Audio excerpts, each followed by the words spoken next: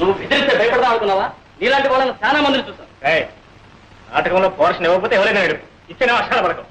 చాలా మంది చదవరు. సారీ, చాలా మందిని చూసాం.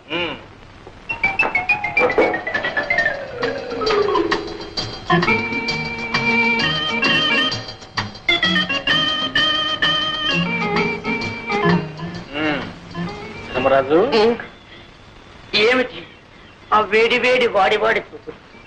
ఇప్పుడే మీరు అలా చూసేస్తే రేపు స్టేజ్ లో ప్రేమించడానికి బ్యాలెన్స్ ఏముంటుంది చెప్పండి. నా పోర్షన్ నాకు ఇచ్చేస్తే నేను ప్రాక్టీస్ చేసేస్తాను. ఏం పోర్షన్? అదే మీరు సృష్టించారుగా కథానాయక పాత్ర.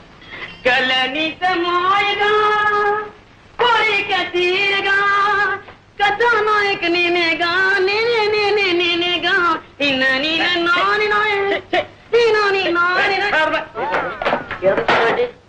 కథానాయక ఇలాగే ఉంటుందా? రాతరా పెన్నులో ఇంకుంది కాబట్టి. ఏమిటది? మిసమిసలాడే బుగ్గల ఆచే, బంతి పువ్వు లాంటి మొహమ ఆచే, బంగారపు ఛాయ ఆచాచే. ఈ ప్రపంచంలో అలాంటి వాళ్ళు దొరకడం చాలా కష్టం రా. ఇందులో నన్ను నేర్పిస్తావు. అందుకని అప్ టు డేట్ ఫ్యాషన్ లో కుర్రాల్లో వేడి రక్తం పొంగేలా, నీ నాటకం రక్తి కట్టేలా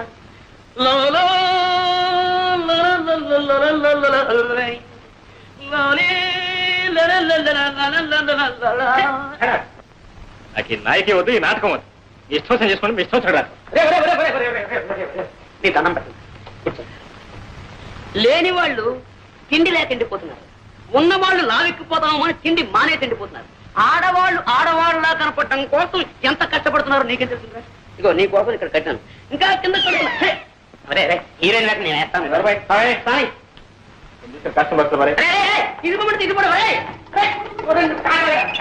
పర్ఫెక్ట్ లేదు, రిహార్సల్ బాగా చేయాలి. కనీసం హీరో వేయడానికైనా వీళ్ళు మాత్రం మా నాటకం చేయాలి కూడా మొత్తం జరగొట్టేస్తాడు. అలాగే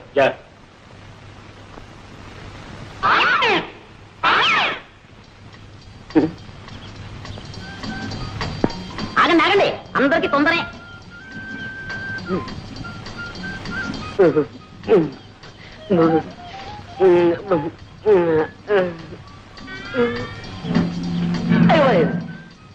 ఈ రాయితో కొట్టి చచ్చిపోతుంది పాపం కొట్టడానికి పువ్వైనా తేలేదు.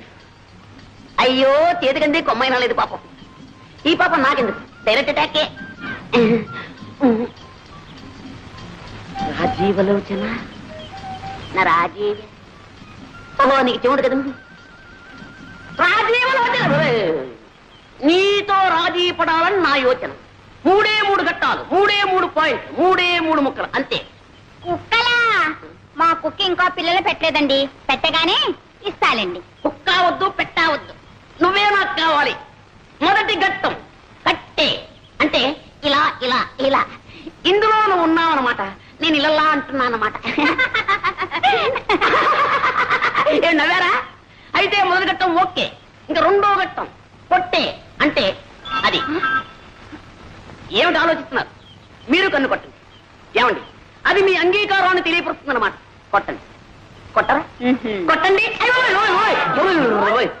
కొట్టడం అంటే ఈ కొట్టుడు కదండి, ఇది ఈ కొట్టుడు. ఏమండి ఏమండి, ఏమిటి 3వ ఘట్టమా? బుక్కులు. అరే, చెవిటిది కూడా చెయ్యెత్తితే నన్ను గుడ్డిది కూడా పెళ్లి చేసుకోదన్నమాట. ఇంకా అంటే నా జీవితంలో నన్ను లవ్ చేసే లవ్ స్త్రీయే లేదన్నమాట, నన్ను పెళ్ళాడే భార్య స్త్రీయే లేదన్నమాట.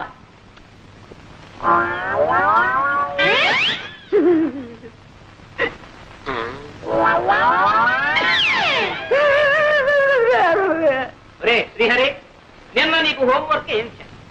నలుగురున్న ఇంట్లో ఒక్కొక్కరికి 3 మునక్కాయలు చొప్పున ఆ ఇంటికి ఎన్ని మునక్కాయలు కావాలను చేసావా? తెచ్చానండి.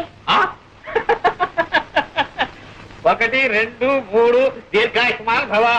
4 5 6 7 8 9 నువ్వు తెచ్చావేట్రా? మీకు వాటం కదా మీరు తినరేమో అని 3 తప్పు తెచ్చానండి. వాటమో ఒకటో వెంటవా?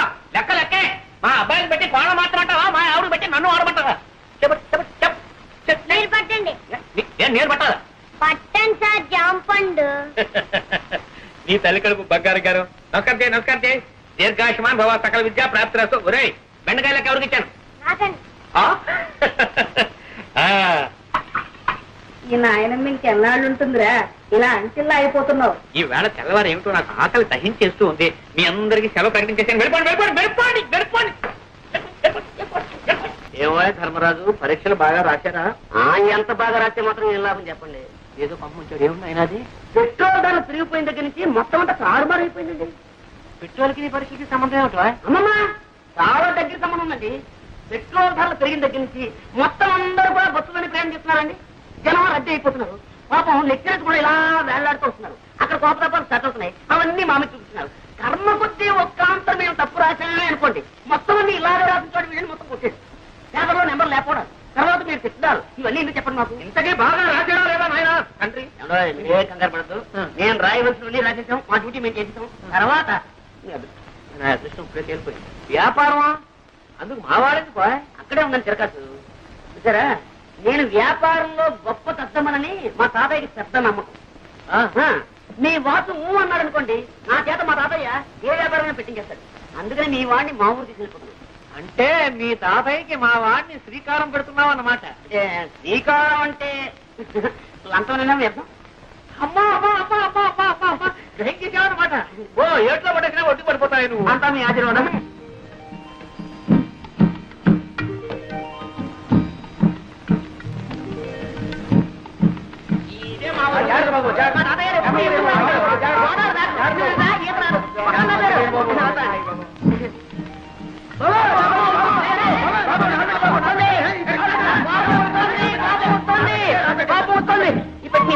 రాజుబాబు, రాజుబాబు, ఈ తాతయ్య గారు ఏదో బండి పంపిస్తారన్నా మధ్యలో ఈ తగలాడంటే పంపిస్తాను.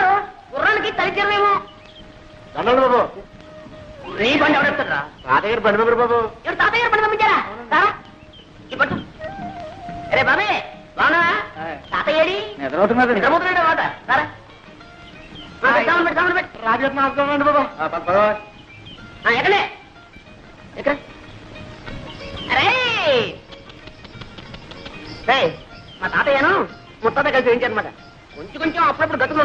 నీకే చెప్పేది, కొంచెం నిదానం పోనేవయ్యా. గతుకులు ఏంటది?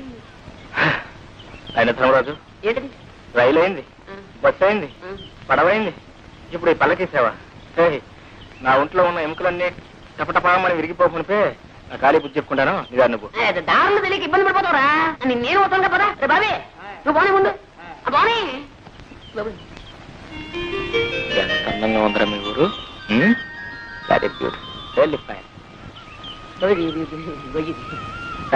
చూసినవరా? ఇదో ఈ కనపడే తోటంతా మా తాతయ్య గారిదే. ఇది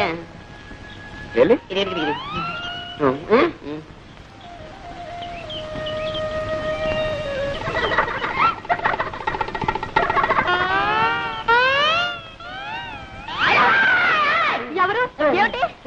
దామాదీత మాట దామాదీత. ఒకసారి అవ్వాలా? ఎందుకు? ఎందుకంటే సావిత్రి. నా పేరు సావిత్రి కాదండి, వరలక్ష్మి. నీ పేరు వరలక్ష్మి కదా.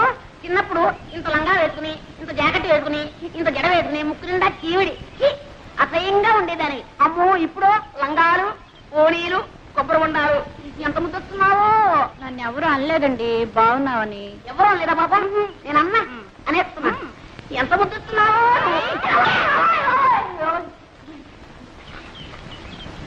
ఏ జాగ్రత్త, మళ్ళీ ఈసారి వెళ్ళన్నావా కొబ్బరి బొండా మెళ్ళో కట్టి గోదావరిలో తోస్తాను. జాగ్రత్త. ఆ మాట మాత్రం అనక, నాకు అసలు ఈత కూడా రాదు. తాతయ్య నేను ఏ ముద్రపోయినా అప్పుడే పెళ్లి పెళ్ళింటున్నావు. అమ్మాయి నాకు చెప్పుడు పట్టమ్మా. అలా పొలం వెళ్ళొస్తారా నాన్న? పొలం కాదమ్మా, నీ సుపుత్రుడికి కాస్త దేహ శుద్ధి చేద్దామని. ఊర్లో ఎంతమంది ఉన్నా సరే నేనే లోకం నీకు. నోరు మీరా? నేను చూసే నేను అడగట్లేదు. అదో ఆ గేదె కొమ్ము లాంటి మీసాలు దొరుకుతున్నాను. రేపటి చూడు నేను మీసాలు పెంచేస్తాను. అప్పుడు నీ గతి.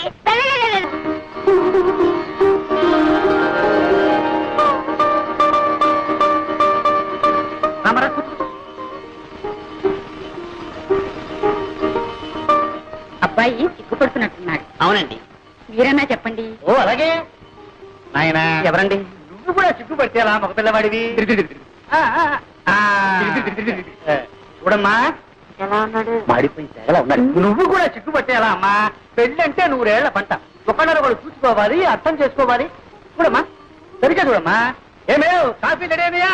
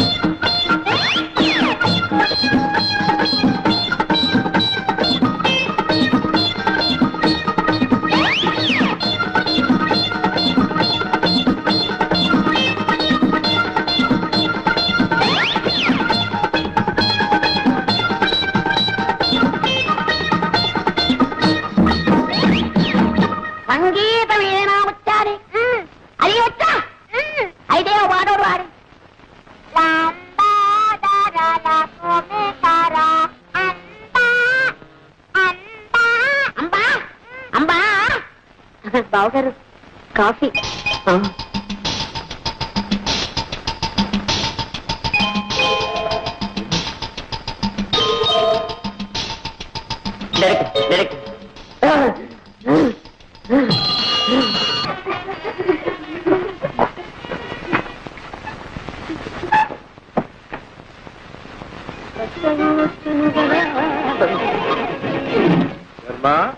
లోపలికి వెళ్ళి అగ్గిపెట్టి పట్టారా?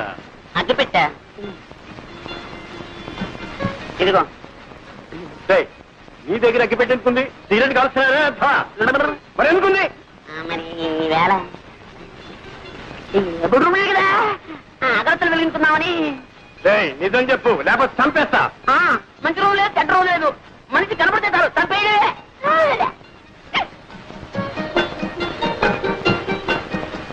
పెద్దవాళ్ళు కష్టపడి చదివించడం ఇలాంటి వెధ పనులు కాదురా. ఇప్పటి నుంచి సిగరెట్లు, బీడీలు. చచ్చా.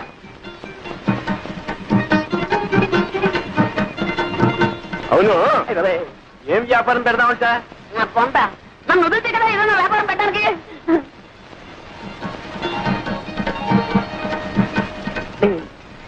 తాతయ్య నాకు నిద్ర వస్తున్నట్టుందేమో. కార్యం నాడు నిద్రపోయేవాడికి కాపరేలా చేస్తావురా?